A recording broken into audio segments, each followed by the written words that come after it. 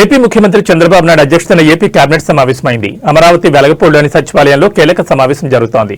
రాష్ట్ర సర్వతోముఖ అభివృద్ధి లక్ష్యంగా జరుగుతున్న ఈ సమావేశంలో సుమారు 35కి పైగా కీలక అంశాలపై అజెండాను రూపొందించినట్టు తెలుస్తోంది.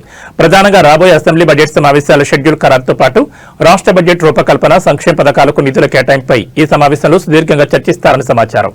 ముఖ్యంగా రాజధాని అమరావతి నిర్మాణ పనులు వేగవంతం, కొత్త పరిశ్రమల స్థాపన కోసం వివిధ సంస్థలకు భూ కేటాయింపులు, పాలనాపరమైన సంస్కరణలపై కేబినెట్ పలు కీలక నిర్ణయాలు తీసుకోనుంది. ఇటీవలి ముఖ్యమంత్రి దావోస్ పర్యటనలో కుదిరిన పెట్టుబడుల ఒప్పందాల అమలుపై కూడా మంత్రివర్గం చర్చించనుందని అధికార వర్గాలు తెలిపాయి. అయితే రాజకీయంగా ప్రాధాన్యం ఉన్న ఢిల్లీ పర్యటన కారణంగా డిప్యూటీ సీఎం పవన్ కళ్యాణ్ ఈ సమావేశానికి హాజరు కాలేకపోయారు. రాష్ట్ర భవిష్యత్తును దృష్టిలో ఉంచుకుని తీసుకునే ఈ నిర్ణయాలు ఏపీ రాజకీయ, ఆర్థిక ముఖచిత్రంలో అత్యంత కీలకం కానున్నాయని విశ్లేషకులు అంటున్నారు.